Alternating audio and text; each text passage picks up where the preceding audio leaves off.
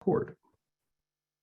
Very good. Welcome, everyone, to the Israel Dialogues. I'm Rabbi Zachary Goodman. It's my pleasure to be with you today. I am thrilled. We have two wonderful speakers, which we will introduce here shortly. Just wanted to say a quick word of gratitude. Thank you for your time today. Thank you for joining us either live or for taking the time to watch this session on your own convenience. Thank you to our sponsors, and particularly to Helena and David Fine for their gift of sponsorship, making the entire series possible. Just a few words of housekeeping before I turn it over to David. That if you have any questions for the Q&A section of our session today, please do pose them in the Q&A function rather than in the chat. So you have questions, you can write in the Q&A at any point, and we'll try to address as many questions as you can. And lastly, we hope that you will mark your calendars. The standing panelists of the Israel Dialogues are going to hold one more session on April 8th. So the final session, there's a week gap, and then we're going to join back together, and we'll say a little more about what that session will look like. But really to bring to conclusion and to look at some of the major themes that we've discussed over the last few months together. So I'm going to invite David DeWitt to join me on screen. Let's see. And David, you can offer us a little framing for our conversation today. Thanks very much, Zachary. Before I do that, let me just add about April 8th. We're looking forward to those of you who've been following us over these past many months in the Israel Dialogues. This is an opportunity to hear from all of you and to try and address questions or issues of concern that have arisen out of the Israel Dialogues program, or areas in which you think we should be addressing and we haven't. More on this in emails to follow, but we're looking forward to an active participation by many of you from our audience. Now, turning to today, this session today, I think is even has greater relevance than it had when we initially planned for it. The EU has always been a major actor in the affairs and having relations with states in the Middle East. Individual European countries, of course, have their bilateral relations, trade, diplomacy, economics, finance. The EU as a collective has its distinctive signature and foreign policy and range of interests. And its role in the Middle East has often been overlooked by those of us sitting in North America, because we perhaps too often have looked at the Middle East as the place where, if you're going to think of external actors, you think of the United States, you think of Russia, and increasingly you think of places of countries like China and India. I think that's been a mistake. And today I think we're going to learn a great deal about the EU, the European Union, the principal actors, its range of interests and concerns, and the policies and operations is pursued with counterparts in the Middle East. One of the things that I think is important to recognize is that for many within the Middle East region, many of the states, including Israel, the EU provides one of the most significant targets for exports and origins for imports. So this is an important area of concern. My final comment before turning it over to John Allen, who will moderate, is to recognize now the growing centrality of the countries of Europe, the EU as an organization, in the possible range of impacts that the Russian-Ukraine conflict may have, and how that's going to impact the Middle East. We've speculated before on the changing role of Russia and China in the Middle East. With this conflict that we're now witnessing, it may well signify a return of American attention, in particular towards Russia and issues around containing or constraining. And this inevitably will raise, once again, the importance of Middle East in geopolitics. Europe is going to be a significant actor in all of this. So with that, let me turn it to my colleague, John Allen, who will moderate this session.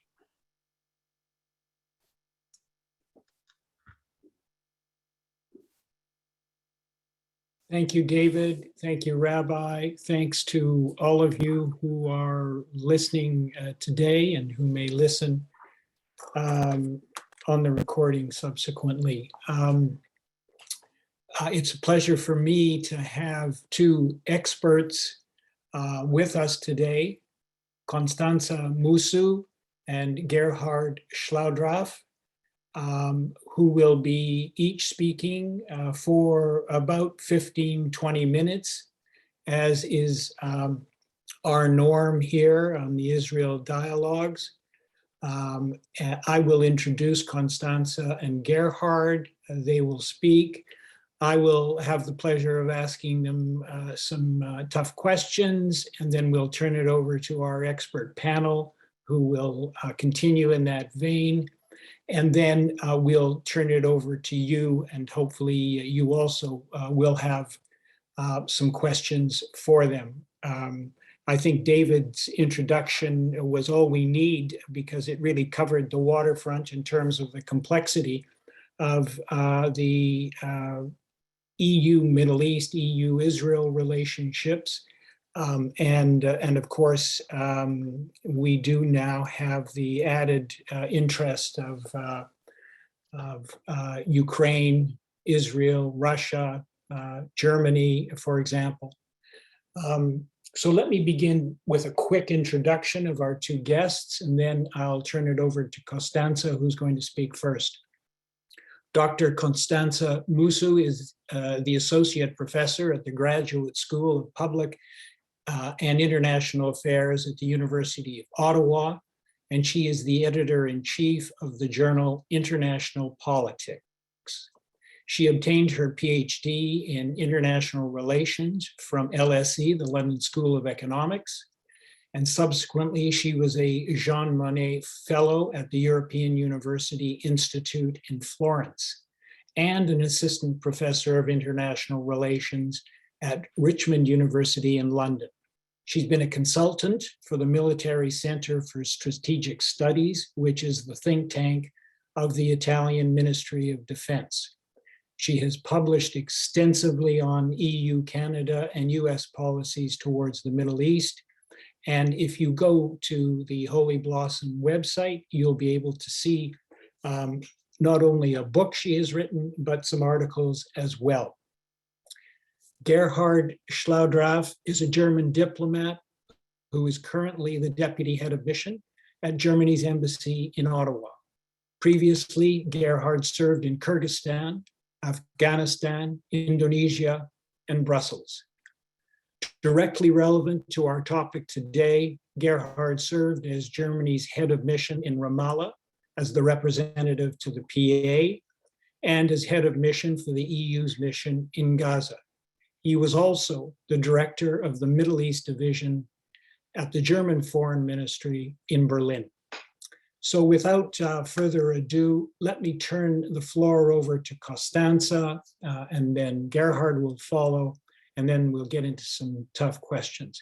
Let me just say at the outset that we've had many conversations with many people, but Gerhard is the first serving diplomat that we've had. And so we really thank him for being bold enough to speak to us, notwithstanding the fact that he probably has a few constraints which may or may not show up. So thanks very much. Costanza, the floor is yours.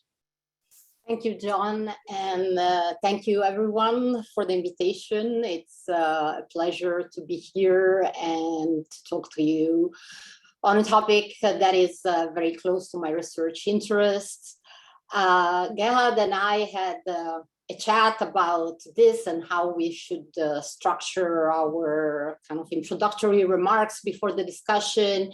And what we decided is that I would offer a bit of a backgrounder on how the EU has come to its main position and some important turning points in the elaboration of EU policy, not only towards Israel-Palestine, and even the region as a whole. But also, among itself, among the member states, how this has taken shape. And then Gerhard will touch on things that have been relevant in his career, of course, and as David said in his introduction, also to his diplomatic experience. So as a bit of a background on the EU, over even before the EU, the European community, I would start by saying that the Middle East has always been an extremely important issue for EU member states, and then individually, and then later on for the community, and then for the Union. And there are many, many reasons for that. And I'd like to list a few. Not in order of importance, but rather just to understand the complexity of those issues.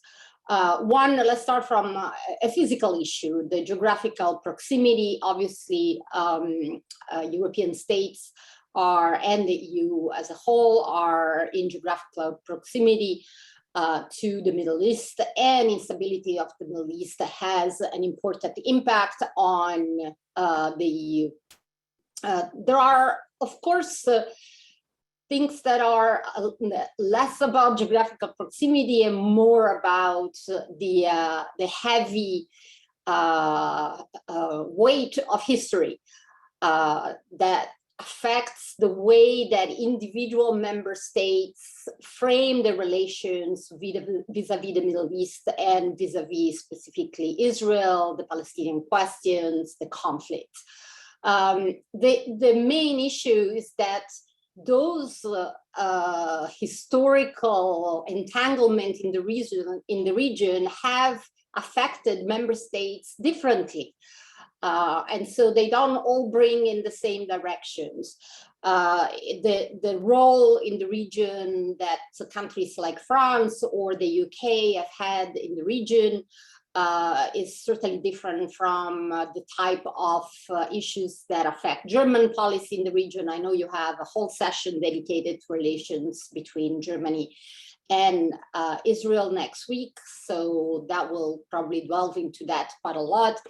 Italy as well, of course, has had a role, but also has interests, economic interests in the region. And as I said, the important thing to keep in mind is that all the weight of history, it kind of affects different states at different time and differently, and has contributed to what we see as a constant tension between the effort of the EU to forge a common approach and the kind of centrifugal forces of individual member states. Continuing on the issues of interest, of course, we have economic interests. David mentioned this already. The EU is an important economic partner for member states, for states in the region, for Israel, for sure, a partner economically, a partner on scientific development, on a variety of areas. And again, so this is something to keep in mind. the flow of energy. This is going to be, and therefore the security and stability of the region that ensure the stability also of energy prices and access to energy. This is a global market, so any shock, as we are seeing these days, very much affects every country globally, regardless of where each individual country procures its sources of energy.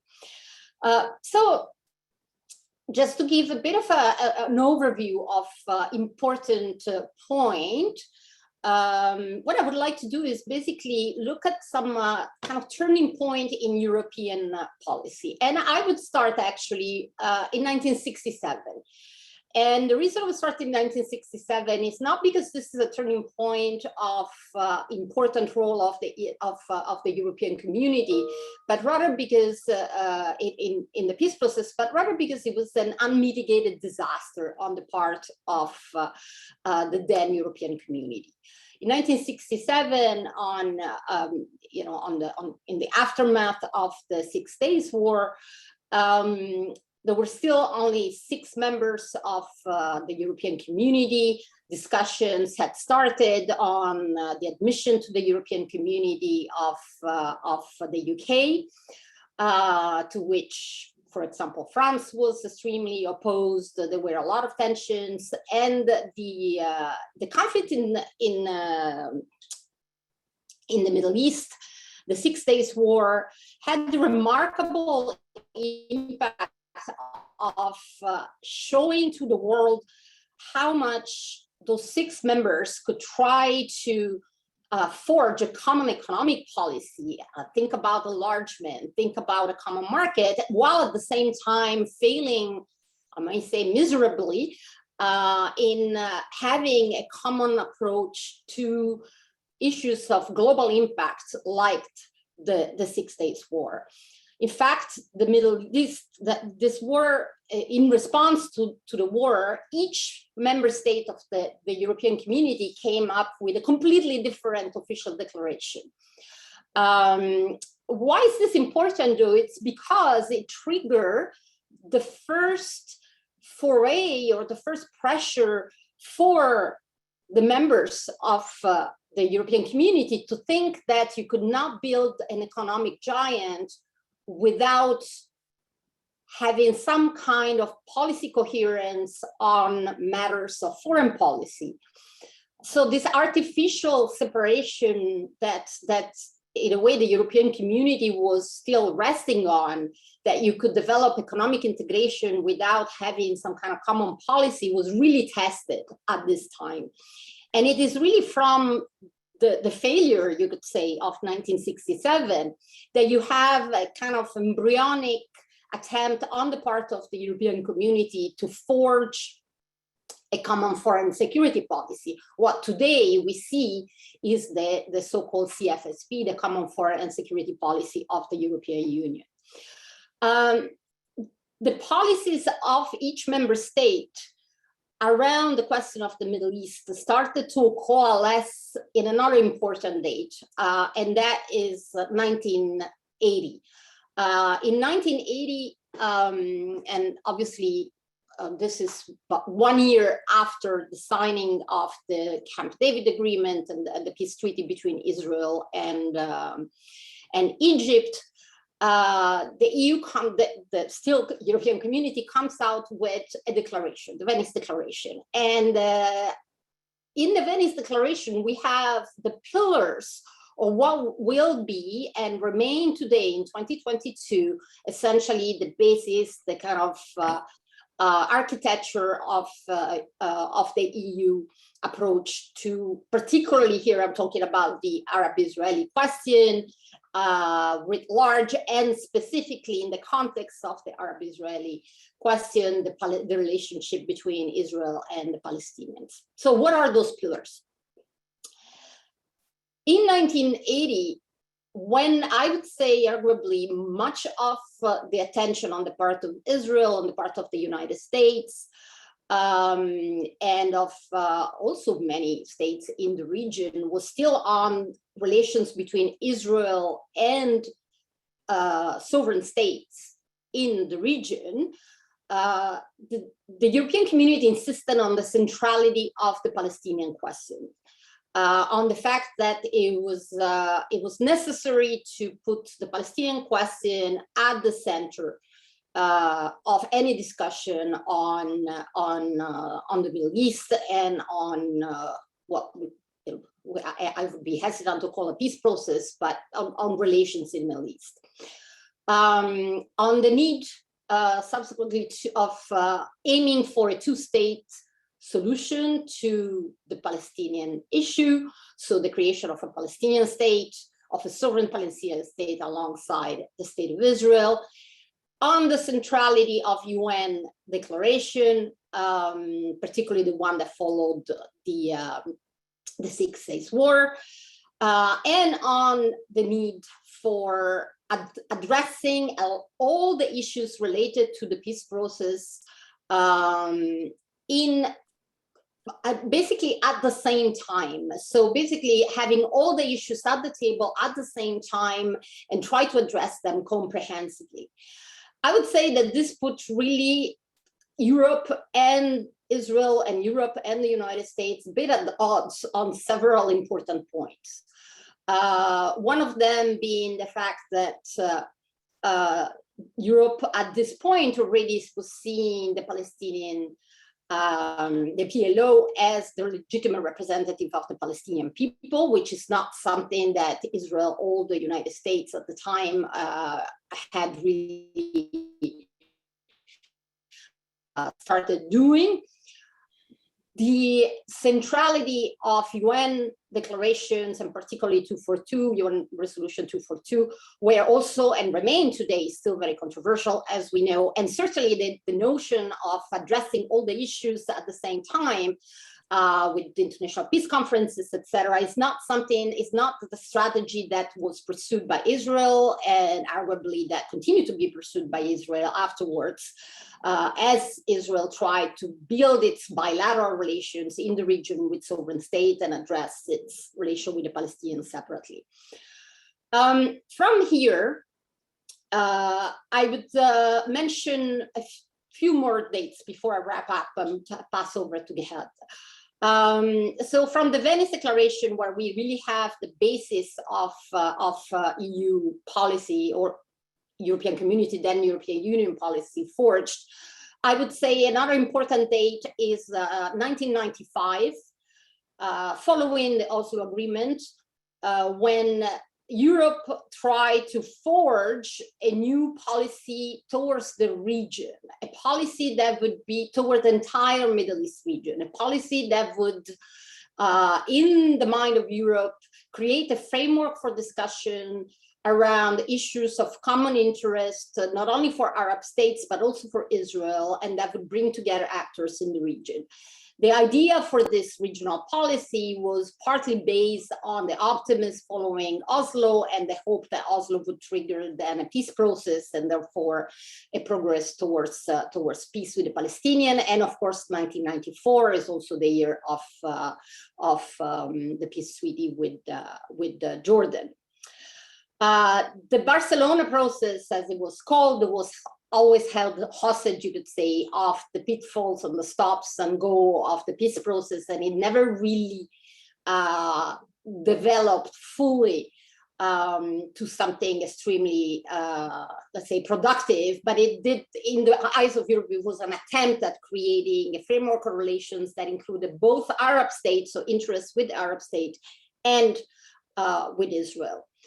Another important date, I would say 2002, the creation of the Quartet for Peace in the Middle East, following the 9/11 attacks, an attempt on the part of the United States to create a kind of multilateral framework and to give a position to the European Union inside this multilateral framework. The Quartet for Peace in the Middle East, essentially composed by the United States, Russia, the European Union, and the UN Secretary General, was meant to kind of revive the peace process and create some kind of timeline for this peace process.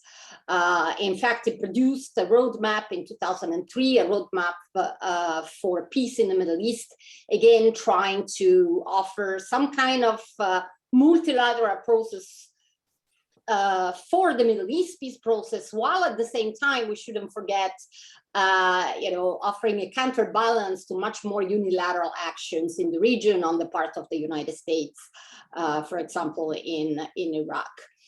And here, and I think this is where I will conclude, we have, at this point, we have the role of the EU that remains essentially very much hostage of, on the one end, the peace process, or the lack of progress in the peace process, the role of the United States, which remains much more robust in the region than that of the EU, and the role of the EU that remains mostly as an economic economic supporter for the Palestinians. At this point, the EU has become really the main donor to the Palestinian Authority and tries to support the development of the Palestinian Authority.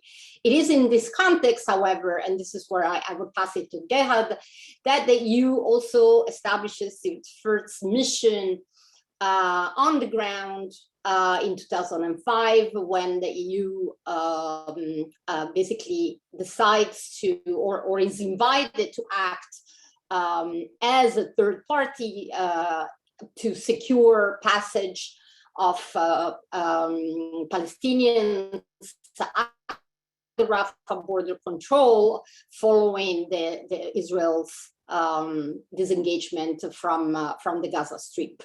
And it is a bit of an extraordinary moment, arguably, because the EU, for the first time, tries to be present in the region, on the ground, as a third-party actor, trying to facilitate relations. So leave its only economic aid the position and becoming a more visible actor. And I'll wrap up here and give maybe Gerhard, who was actually chief of the mission in Rafah, maybe the floor so that he can share his own view. Thank you very much. Yes, John, do you want to say something, or am I supposed to start? No, I just want to pass the floor to you, Gerhard. You were ready to go, so go for it. Thank you, and thank you for having me, Zachary and David and John.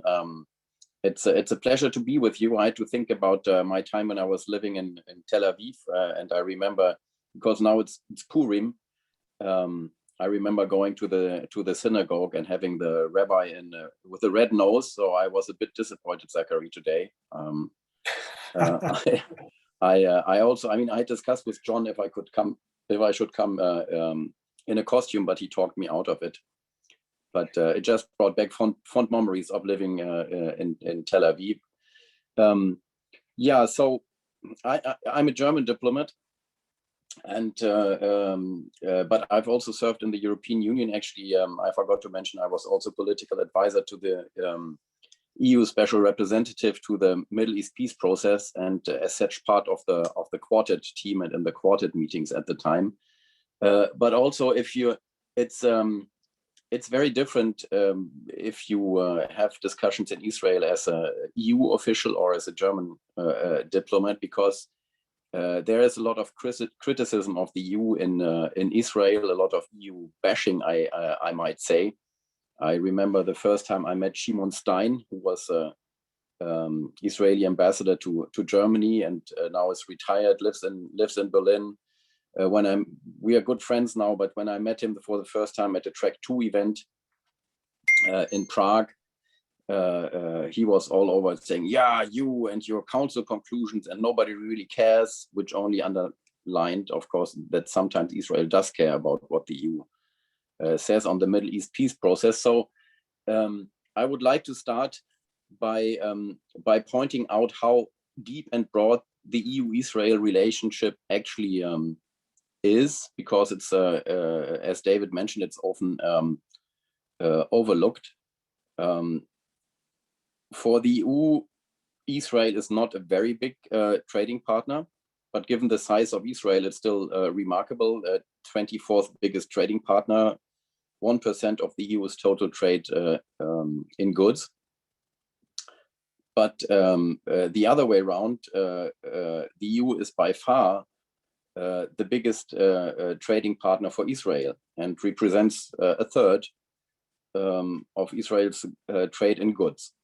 So that is very significant, and this has developed on the basis of the EU-Israel Association Agreement, which has been in force now for 22 years. It entered in force in the year 2000. And as part of that association agreement, our trade relations are governed by a free trade area. And things have been tacked onto to that over time. In 2008, an additional agreement on trade in agricultural goods. In 2012, an agreement on basically mutual recognition of certifications for pharmaceuticals, made it much more easier to trade in the area of pharmaceuticals.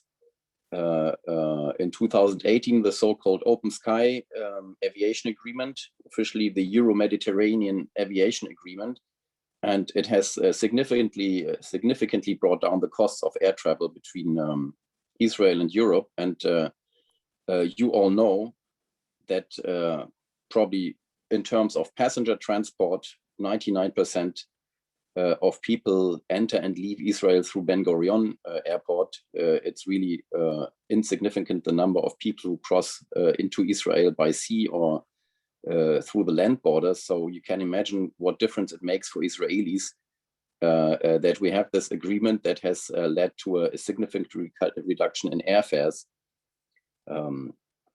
Also, when you come from North America, you will most often fly through Europe. Israel is also part of our European neighborhood policy, and we have a number of instruments where we are quite a lot of money is invested. The Erasmus program for students exchanges, twinning projects on all kinds of areas where governments work together. It's basically the EU funds projects between a member state and Israel on a specific project, domestic violence, cybercrime, digital policy, youth employment, what have you. If there are two partners who come, one from Israel and one from the European Union, then the European Commission will fund that. And perhaps also significant Horizon 2020 on academic exchange, 170 million euro every year. This program just ended, and there's a new one called Horizon Europe, and in December 2021, Israel has joined that. And for the future, I will mention that the European Union is also investing in an electricity link with Israel, because for the energy transition towards a net zero world, this is something that Israel needs, and there is an electricity line that will be built coming down Greece and to Cyprus, and then a link from Cyprus to Israel. Last not least, I may mention that Israel is also a part of the UEFA, the European Football Association, and when you've been to Israel and watched Bayern München play in Tel Aviv, you know that that is also important to many people. So now we have, but Constanza has already mentioned how strongly engaged the EU has been on the Middle East peace process from the beginning, and how much ownership there is. So this is also where we, as the European Union, keep having different opinions with Israel, and it's testimony to how important this basic relationship that I just described, how important that is, by the fact that Israel has acquiesced to the fact that all these programs that I've just mentioned are based on guidelines on the eligibility of Israeli entities. And these guidelines make very clear that none of these programs applies to entities in the territories occupied in 1967. Yeah, so it's a very clear it's very clear that the European Union, in line with international law, does not recognize Israel's sovereignty over the territories occupied by Israel since June 1967. So that is the Golan Heights, the Gaza Strip, the West Bank, including East Jerusalem. And the EU does not consider them to be part of Israel's territory, irrespective of their legal status under domestic Israeli law. The Union has made it clear that it will not recognize any changes to the pre-1967 borders other than those agreed by the parties to the Middle East peace process. And that has repercussions on these programs. For example, when Ariel was made into a university, before it was what was it called? I don't remember. But under Netanyahu, Ariel was upgraded to a university, but cannot participate in Horizon 2020. We have preferential tariffs on products, but not if they come from the settlements. We had a row about settlement products and how they should be labeled and so on. But the bottom line is, despite all the rhetoric, because the economic relation and overall relationship is so important to Israel, Israel has acquiesced to the fact that that we carry through with these policies in the practical situations that that arise. I would also like to mention, talking about our ownership in the peace process, that the EU is the largest, by far the largest donor to the Palestinian Authority. Yeah, development cooperation in the billions, humanitarian assistance, and I think we're also the largest donor to UNRWA. At least the EU and the member states together are by far the largest donors to UNRWA. There's actually a controversy inside the European Union that pops up every now and then to say, well, we have made all these commitments to the Palestinians on the basis there will be a peace process and there will be a result in the end. If there is no progress in the peace process, why are we giving all that money to the Palestinians? Because it will simply support the occupation. It will make the occupation cheaper for Israel. The last time we had a controversy was with the European Parliament on Horizon, the follow-up program to Horizon 2021, Horizon Europe that I just mentioned. In the end, it was the membership of Israel was adopted, but these are questions that that come up. Now, when it comes, and Constanze has mentioned that when it comes to the EU foreign policy, it is actually not the EU; it's the member states. Yeah, we won't go into the details of how the European Union works, but you have to understand that we in foreign policy we have a principle of unanimity. So when the European Union says something or wants to do something in foreign affairs, we have to reach consensus. If the EU wants to pass council conclusions on the Middle East process, you need all the member states on board.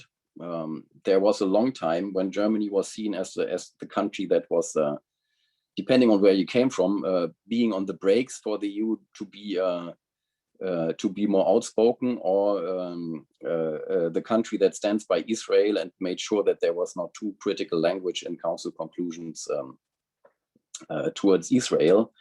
Over the years, actually, that has changed quite a bit. And Germany, when we have these discussions, is a bit more in the middle now. And you have member states who have been traditionally very outspoken and critical on Israel, like Ireland and a few others. And you have now countries who tend to stand by Israel no matter what. Hungary, the Czech Republic, and others. You have to understand that the European Union wants to play a role, of course, internationally, but we also want to maintain our cohesion. Yeah, we want to be able to speak with one voice. And we now more often than not these days end up in situations when we have votes in the United Nations, for example, on Palestine resolutions and so on, where we don't act with one voice, but where we have a split, sometimes or often now is a three-way split between member states. Some will abstain, others will vote yes, others will vote no.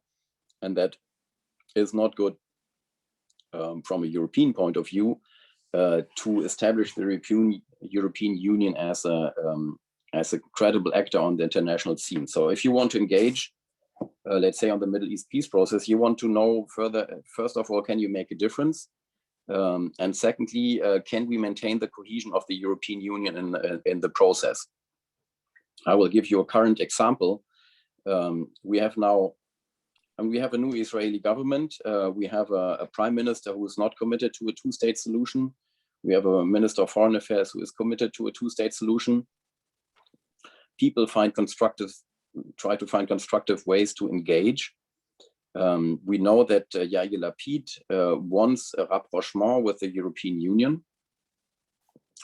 And one of the things that we should be doing would be an EU-Israel Association Council. Under the association agreement that I mentioned, usually we have regular meetings on ministers' level.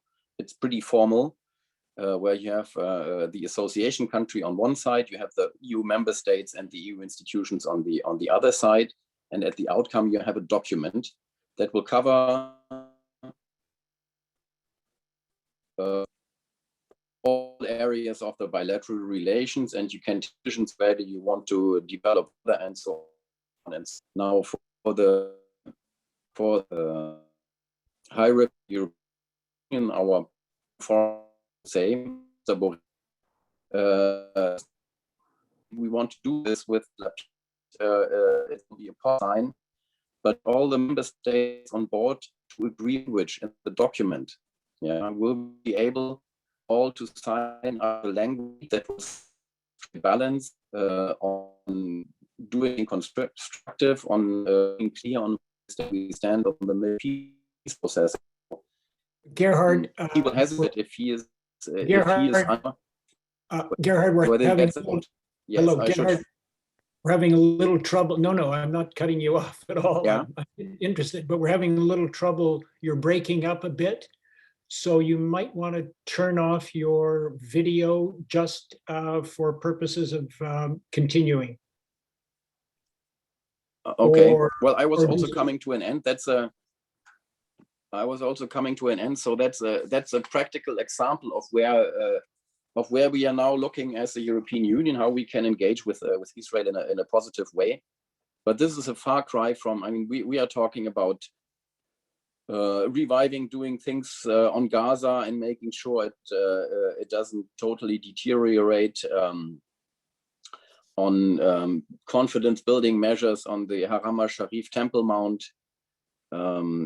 things like that. It's a far cry from a big engagement on the Middle East peace process. And you would need big member states like Germany to say this is now a priority. We want to work on that. But in an environment where the US basically have opted for a policy of benign neglect, where the Middle East Quartet, which has been dysfunctional for a number of years, is now totally clinically dead, I would say, with the Ukraine crisis, because Russia is part of the Middle East Quartet. I currently don't see a lot of appetite with Europeans to engage more on the Middle East peace process than just trying to maintaining what is there right now. Thank you. Thank you very much. Thanks to both of you very much.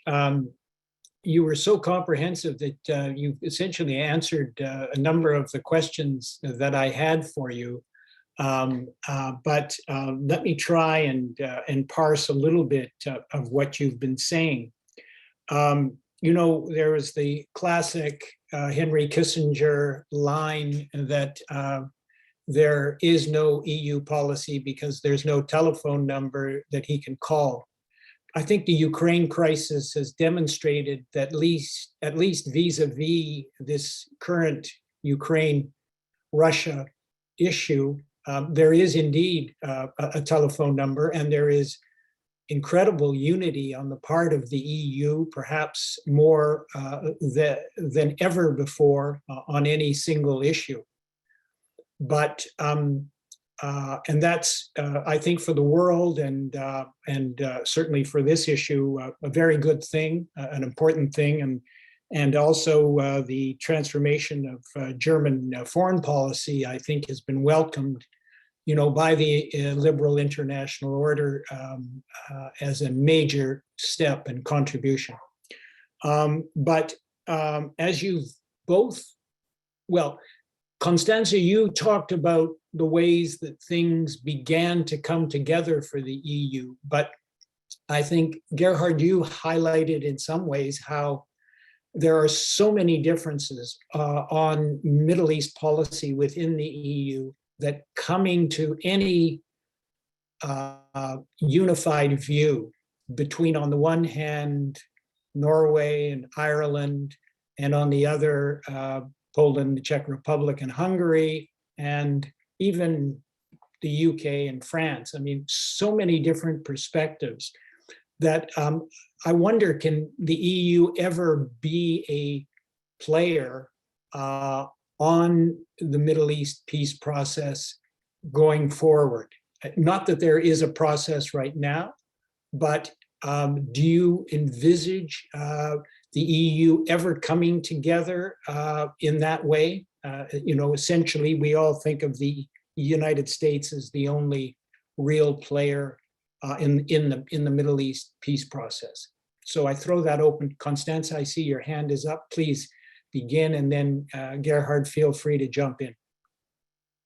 Yeah, I think it's quite interesting that, of course, that the Kissinger quote, it's legendary, but it's interesting because one of the very first steps that the EU ever took in trying to create a diplomatic service eventually, but also kind of the position of a point person on external relation affairs, actually was partly, again, triggered by issues related to the Middle East. So the appointment in 96 of Miguel Angel Moratinos as the first special envoy to the Middle East actually preceded the creation of the position of High Representative for the European foreign policy, because traditionally it was one of the areas where the EU wanted to be present.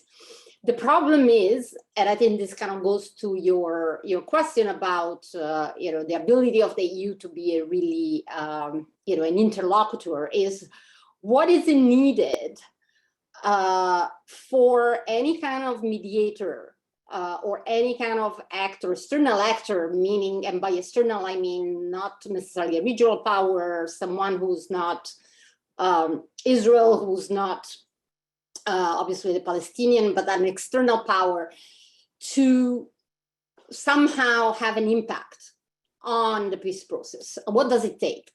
So I arguably, I think what it takes is an actor that is able to change the evaluations that the two sides, or more than two sides, make on what are their interests, what are the costs and benefits of doing one thing rather than another, but also an actor that is able to use that leverage, but also to formulate that leverage. And this has always been a problem for the EU, 100%.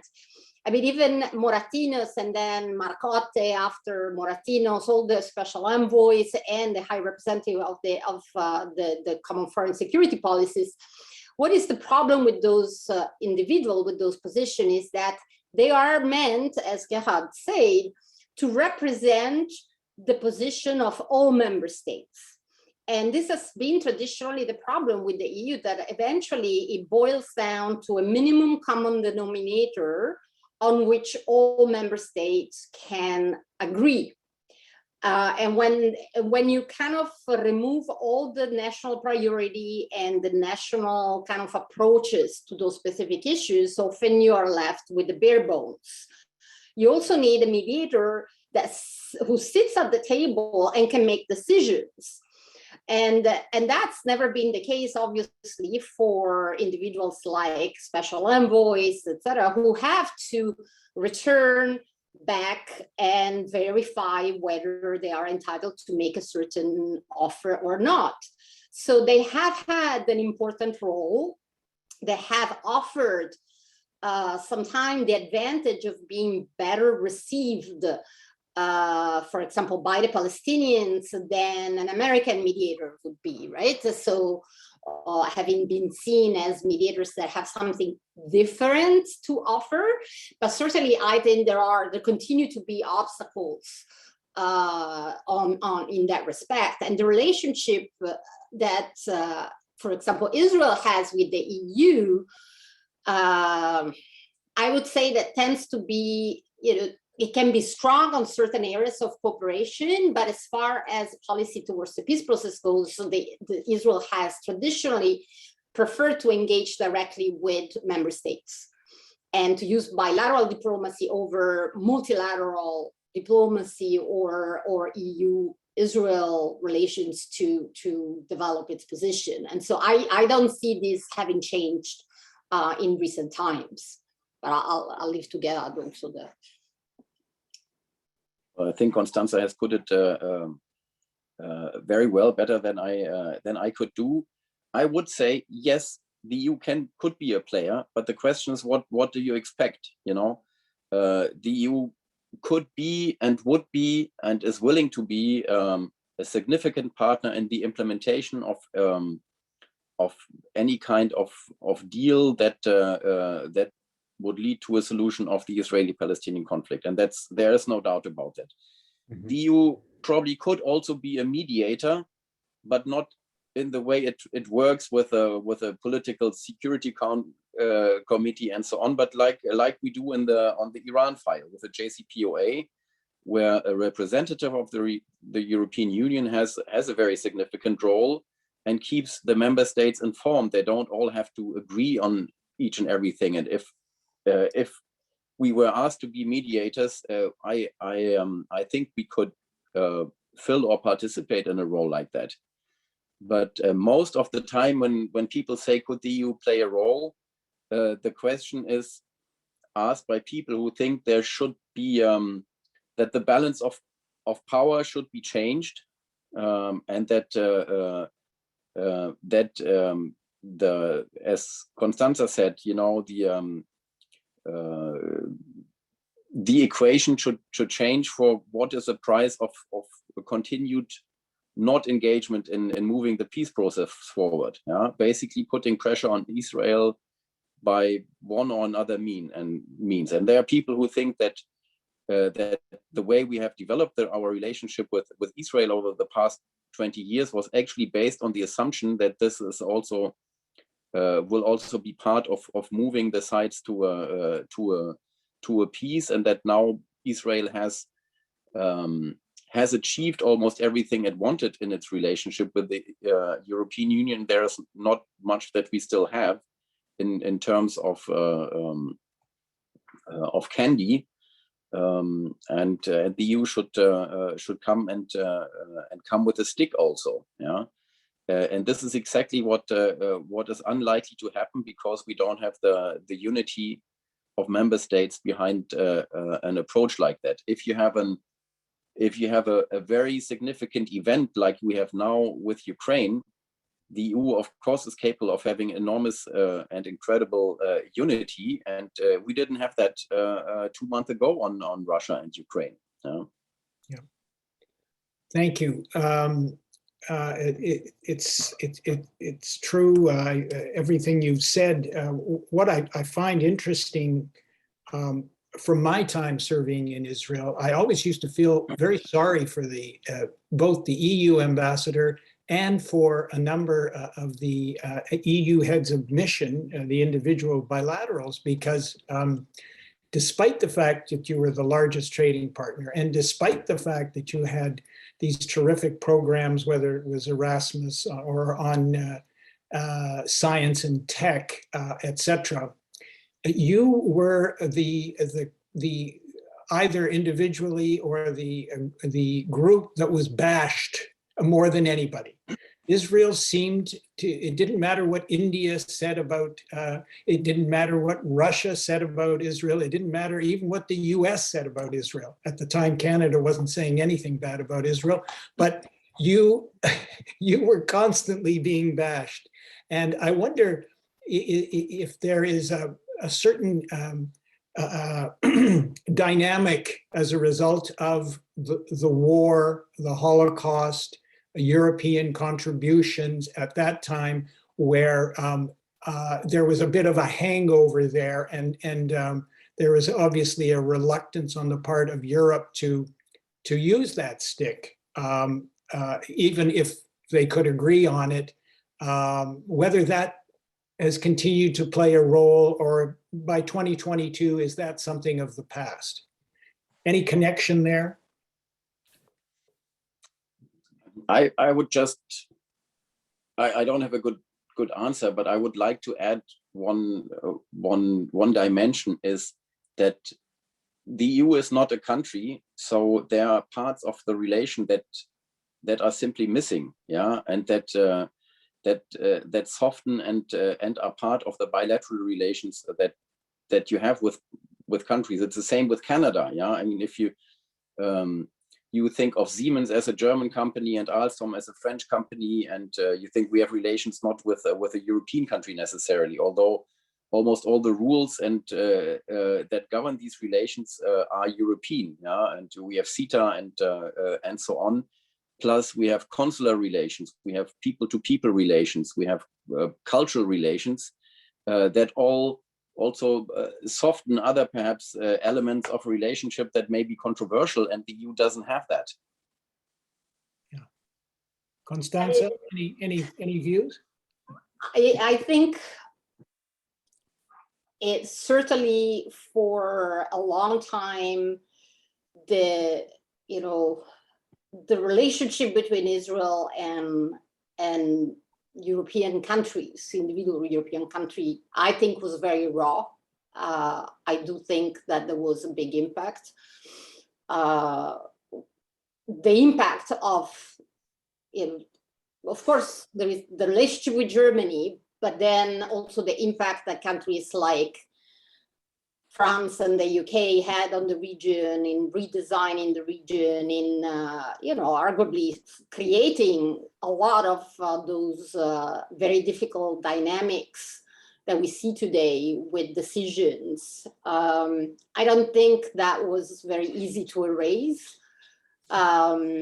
With time, possibly, but I think for decades, certainly there was certainly a filtering. Also, a filtering through that lens. Also, I would say the fact that the European states already quite early coalesced around those kind of pillars that I mentioned before. The centrality of the Palestinian question is something that maybe in 2022 we are more accustomed to think about, although arguably I would say that in the past years, the Iranian question has had much more prominence in the Israeli foreign policy agenda, but that's a conversation for a different day. But on, let's say, on the Arab-Israeli front, it was not something that was widely shared. For the longest time, the priority was creating relation between Israel and other sovereign states in the region. So the idea of attaching, we see with all that happened around the negotiation in Camp David, right, where the Egyptians started off having a file on Palestinian issue, but then the priority was signing a peace treaty with Israel, and all the Cold War dynamics and all that. So pushing on that, pushing already in 1980 on kind of international law, UN resolutions that were very debated and certainly by no means accepted. I think created a lot of tensions. And there had been also traditionally a lot of tension between Israel and a number of member states, right? We can remember the case of the French contract to furnish Israel with certain vessels, warfare vessels that were then not given in retaliation for other issues of Israeli policy. So I think there was a lot of that. I would think there was a lot of that. And I do think that the tendency that Israel has had to try to privilege the bilateral approach over the bilateral approach with member states over the EU as such has continued. And the fact that there are so many different positions, so many different relationships doesn't make things any easier. Doesn't make it easier for any side to, go past all this. All right, one last question from me, and then I'm going to turn it over to the panel. And this one is perhaps a little more complicated, especially for a practicing diplomat, but we've recently seen Israel's Prime Minister, Naftali Bennett, recruited certainly by Russia, possibly by Ukraine, and perhaps by the German Chancellor to mediate in the current dispute. Naftali Bennett went to Moscow. He subsequently went to Berlin. He has spoken with Zelensky. There's great controversy in Israel and amongst Israel watchers about whether this is serious and whether or not Israel should be putting its diplomatic weight behind the West and not sitting on the fence, so to speak, as a mediator, etc. Any views on this current complex situation? And then I want to turn it over to my colleagues who I'm sure have some questions. Honestly, no, I don't know enough about that. I read that with interest, and it's interesting to see how the Israeli Prime Minister would suppose rather tries to stay out of these things, but tries to make it his personal mission. I find it very interesting, but I really don't know enough to say anything substantive about it. Thanks, Gerhard. Constanze, views, not from inside Intel, but perspective? Irrespective. It's the situation is so fluid that it's very difficult to say anything meaningful other than it's the repercussion of what is happening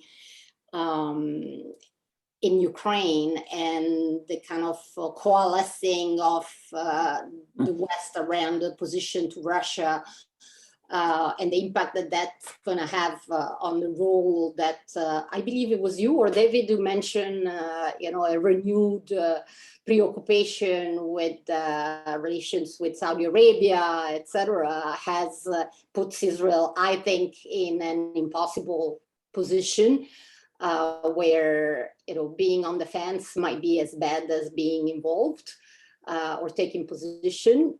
I think traditionally Israel has shown that it can sit on the fence effectively while also not sitting on the fence. We've seen it, I think, with ISIS with the Syrian conflict. I think that that kind of hybrid of being involved but at the margin enough that does not necessarily blow back onto Israel. So it's it's difficult to say something definitive yet. Okay, thank you so much. Let me turn it over to my colleagues, David, to Dylan, and to Howard. If Ralph, you could bring everybody on, and who would like to ask the first question? Dylan, thanks so much. I'm happy to. It's nice to see both of you. I guess my question would be, if either of you have insights, to the evolution of the view in the European Union of Israel as it changed governments after a good many years under the leadership of Benjamin Netanyahu to the new coalition, and if you see impacts in the relationship with the EU as a result of it, and as a second part of that, any light you can shed onto the way that the Abraham Accords are viewed within the EU, yeah, that's it. Who wants to go first? Answer? You go ahead, Gerhard. Yeah, okay, so yeah, I think the new government has well, I'm now posted in Ottawa, so I'm not always totally up to date on the latest developments, but I think it can be said that in Germany and in the European Union overall, people see that with a change of government, there are interesting positive threads that we should be working on. The Abraham Accords, I think, are seen very positive. It is in the sense that that Israel is managing to establishing more relations with more Arab states. That is certainly a very important element. But as I said, what people will be looking at more, I think, now is on looking at the situation on the ground and see how it can be stabilized, and how the EU can contribute to preventing a deterioration in the situation on the ground that would lead to a resurgence of violence after the violence in Gaza we had last year, and violence that erupts around the Temple Mount occasionally. The situation in the Palestinian territories is not very good. The political situation is dismal, as you know. So I think this is what people are concentrating on now.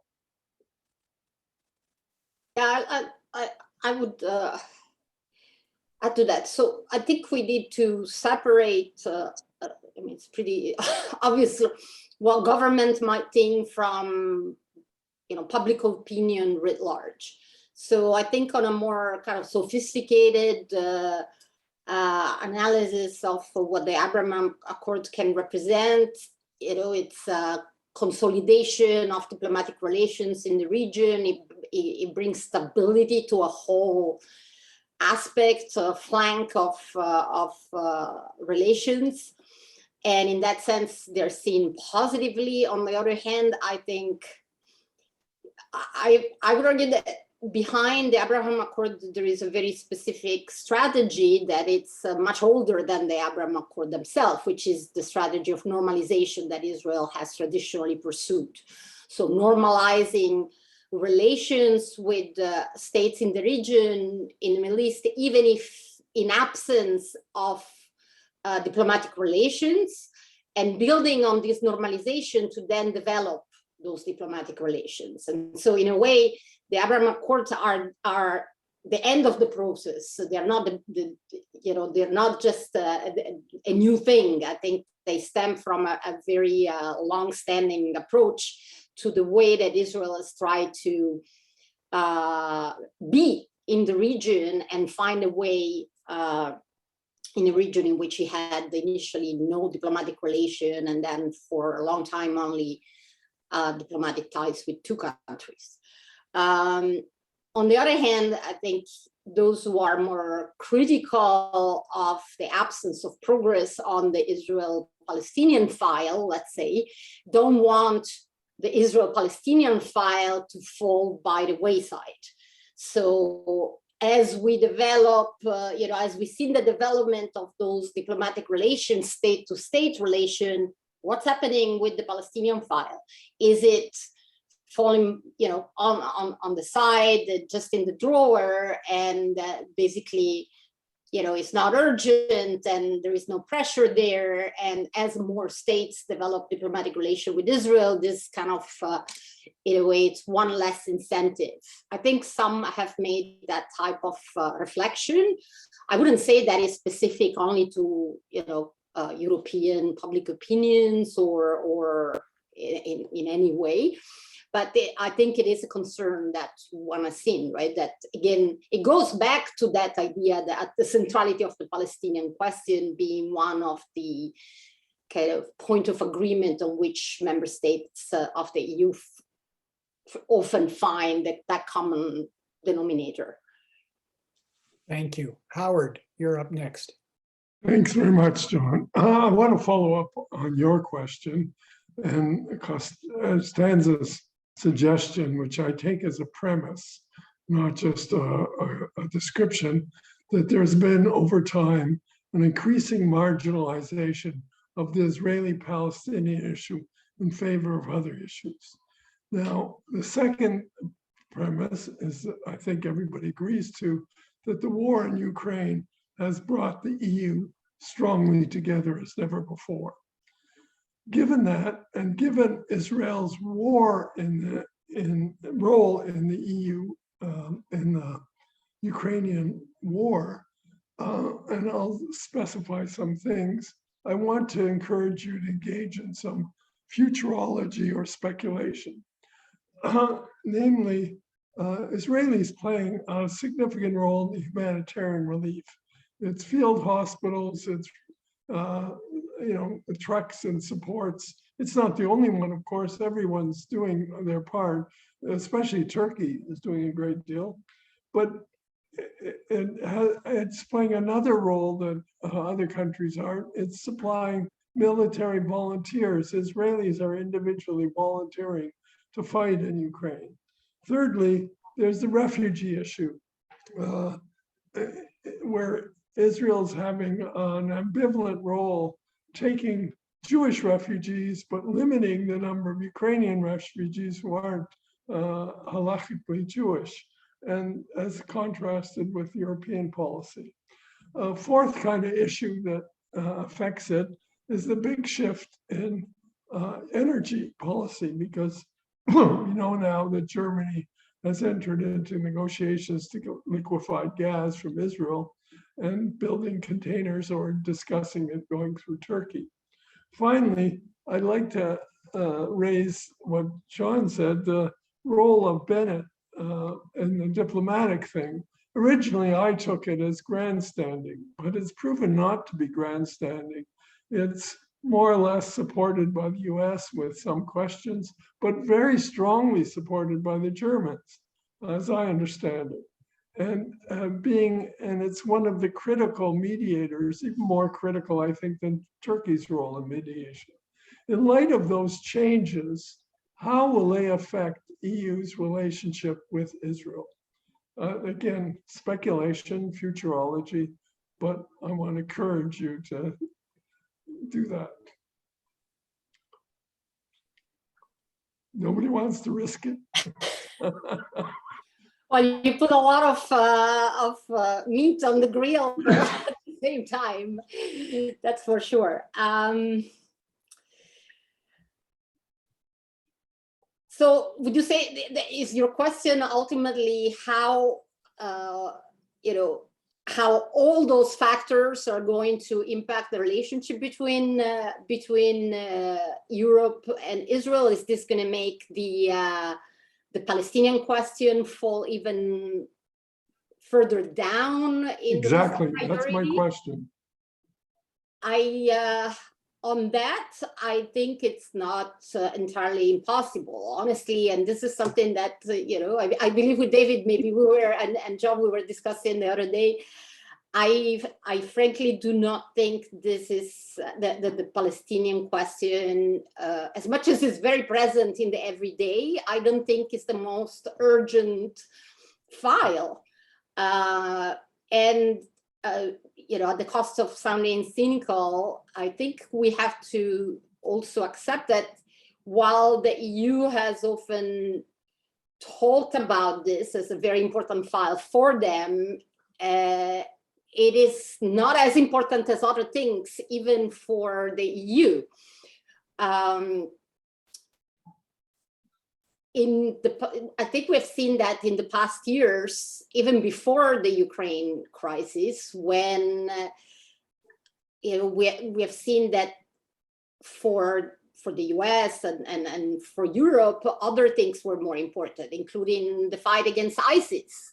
That was more important, and therefore kind of following the alliances and the variable geometry of alliances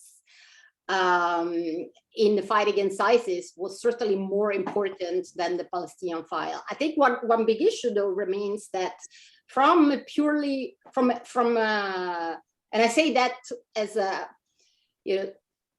not as a diplomat, but in a way as a, as a university professor who also, looks at public opinion, etc. The Palestinian question remains for public opinion a pretty big issue. It's a pretty big thorn on the side.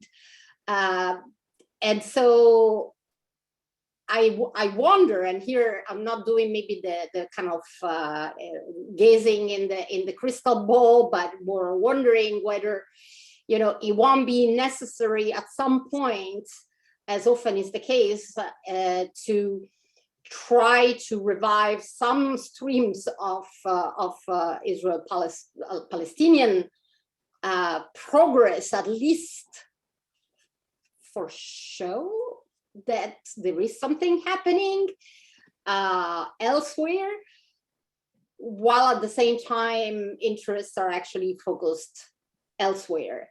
And not just the interests of Israel or the interests of the US, of the European Union, but also the interest of a lot of powers in the region that have different priorities. I don't know if I'm really, I'm probably sounding a little bit,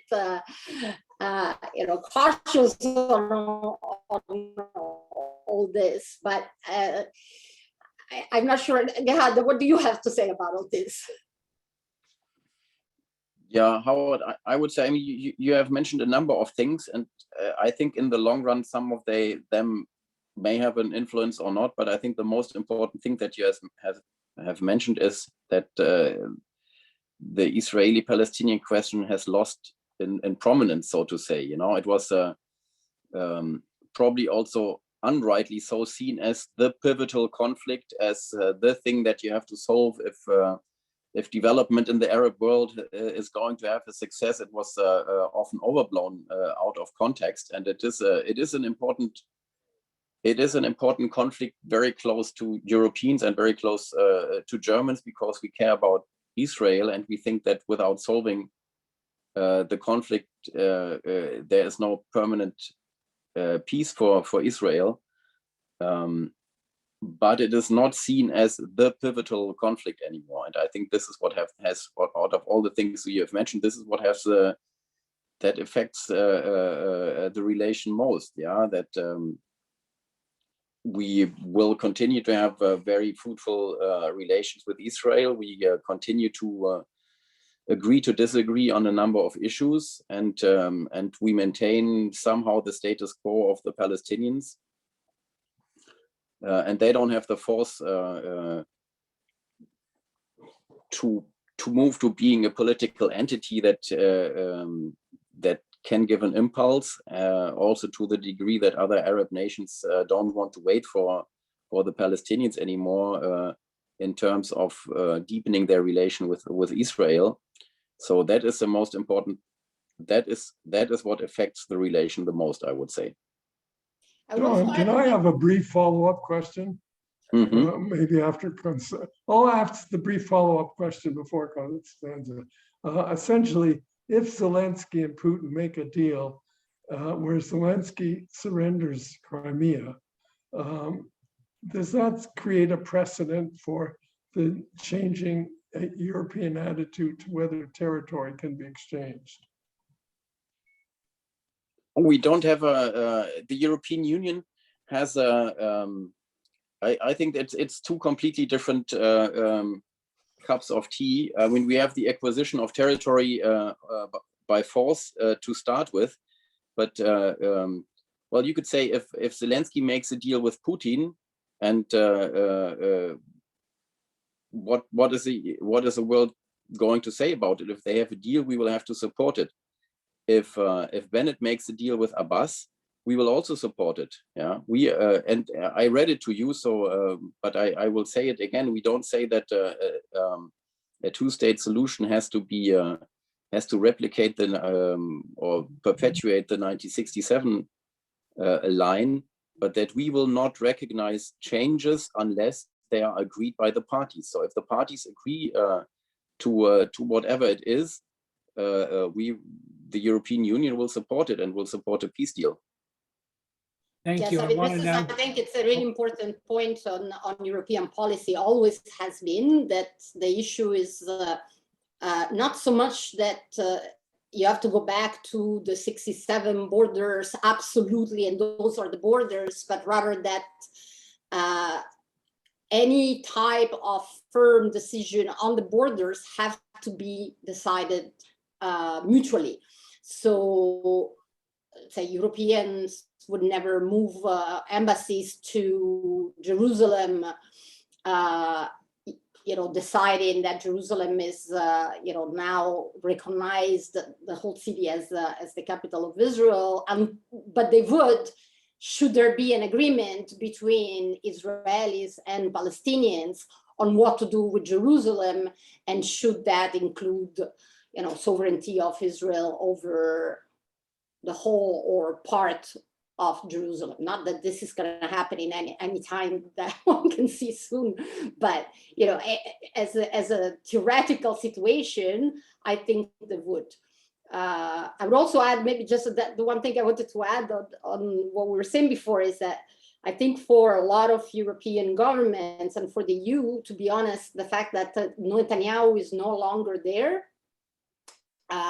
it's I don't know if Gerhard would agree, but I think it's a big relief because he had been identified so strongly with, regardless of what the specificity of what has happened or any given moment of crisis in the Middle East, but he has been traditionally so identified with a very intransigent approach, very contrary to that of the EU, that I think that there was an ingrained at this point, I would say, displeasure with him as a prime minister. And it's not necessarily clear that the new government brings a change at 360 degrees, but even just the individual personality of Netanyahu not being in the picture, I think gives a bit of relief, if I may. We won't ask you to comment, Gerhard. David, simply because it wouldn't be appropriate. David, please, your question. We've got about 5 minutes, so go ahead. I noticed that we have at least 2 very interesting questions from the audience. Maybe, yes, at least 2. So I'll only ask one of my 3 questions. And it really just moves into an area that you haven't touched yet. And I have to say that I have to jump like Dylan at 1:30. So quickly, the Eastern Mediterranean strategy that's emerging, has been bubbling along because of natural gas, because of other undersea resources, and because of issues of tension involving EU members and Middle Eastern states. Where do you see this going? Is it going to be resolved on a bilateral basis, or is the EU going to be able to find a way to address the issues of access to the undersea resources, the pipelines, revenue sharing, and all of that? I don't know. I don't know enough about that. I only know that the relation between Cyprus and Israel has largely improved over the prospect of making jointly use of the resources in the Mediterranean. But other than that, I'm not competent. Yeah, maybe it's something we can return to. John, I'll stop and turn it back Costanza? to you. Costanza, a quick view? Well, on the specific of the natural gas resources, I think I'll also say that it's not something that I can really comment on intelligently. I was looking at the question, one of the questions from the audience, and I saw a question on the 67 border or 48 or 47 border, and very, very rapidly. It's because this, I would say, it's the common agreement has remained that the border, the final, or rather the borders from which we will, start negotiations are those of essentially the we call them the 67 border, but really they are not the 67 borders. Yeah, actually the 48 49 borders, right? Yeah. Those are the 49 borders. This is the armistice line of 1949 that was drawn in a green pen on a map, and that basically was where you had the Egypt in the Gaza Strip and Jordan in the West Bank, and those are. Or if we want to call them the borders of 67, they would be the 5th of June borders. Okay. One last question. I want to get one last question in because Glenn Cohn asks, why is there only mention of using the EU stick on Israel? What pressures has the EU ever placed on the Palestinian side? Many of us see the EU as enabling them, the Palestinians, to preach and teach Israel and Jew hatred. So yeah, I'm Glenn. I'm glad you asked that question. What I think I said was that when the question is raised, how can the EU be a player? Many people mean how can you put pressure on the parties? And most of the people who asked that question, in my experience, think pressure should be put on Israel. I have not said that pressure should be put on Israel or that no pressure should be put on the Palestinians. If we have a serious move towards negotiations, it will certainly be necessary also to apply pressure to the Palestinians. In the absence of negotiations, the question is, do both sides adhere to the basic tenets of where we start the negotiation? Yeah, you could call that the Kerry principles, was the last attempt we made, but basically agree that the point of departure for negotiations is the 67 line, that there are certain elements on security arrangements that will mean that Palestinian will not be a fully sovereign state, but they also will have some demilitarized, for example, but they will have elements of sovereignty, that you need somehow to deal with the question of the refugees, knowing that not everyone can come back, neither to the Palestinian territories nor to the state of Israel, and finding a solution for Israel that respects the aspiration and importance of the city for both peoples. And if we have that and the negotiation starting, it will be very important to put pressure on Palestinians. We continuously put pressure on Palestinians on certain issues, on how, for example, the PA deals with the authorities in the Gaza Strip when it comes, Israel does as well, by the way, on issues of concern, on environmental protection and what have you. Yes, sticks. If this is moving forward, probably you need sticks for both sides. And on the teaching of hatred, it's a whole different story that would probably warrant another discussion. It's I mean, we have this engagement with the Palestinians all the time on educational material, on how they view prisoners, yeah, without so caught in their idea of being victims that they don't make a difference between, let's say, juveniles who are imprisoned for throwing rocks and people who have blown up buses in Israel, all of them martyrs.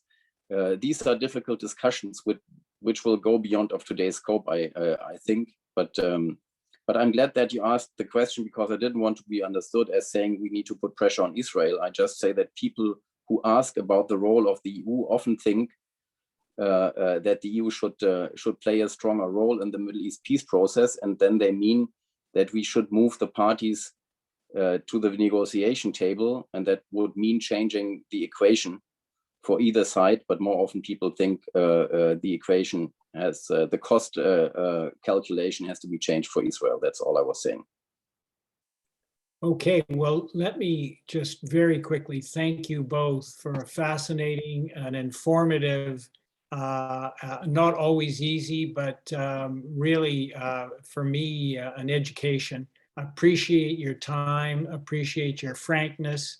I don't think we stepped over any diplomatic bounds here. And I think it was a terrific conversation. So Gerhard, I know you're actually past your drop deadline, so I'll let you go. But just know that the Rabbi or Les Rothschild are going to thank you as well. And we really appreciate your contribution here. Thank you. Bye. It was great being here. Bye. Thank you for having us. Rabbi, over to you. Thank you, John, for navigating a wonderful conversation. Costanza and Gerhard, thank you for your presence with us as well. To everyone who's watching with us live, and to those watching later, we are really grateful for your presence. Again, mark your calendars for April 8th. It's not on any of the publications, but we'll send an email as well to remind you. So April 8th, we'll gather again, and we'll see you next week. To all those who celebrated this week, a belated Chag Sameach, Happy Purim, and to all who celebrate, Shabbat Shalom to everyone. Okay, take care. David, please. Yes, just one last point on the April 8th. What we are hoping is that we'll receive many suggestions from those of you who link into the program, who have been doing it throughout these months. And what we will try and do is reflect on both your questions and the ones that we might have, and have a conversation on April the 8th, very much informed by the questions you're asking. So please do that. We would welcome them. And I believe that we're going to set up a special email or internet connection that will allow you to submit your thoughts, and that too will be forthcoming. Yes. Thank you. Okay. Thank you, David. Thank you all, and we'll see you next week. Take care.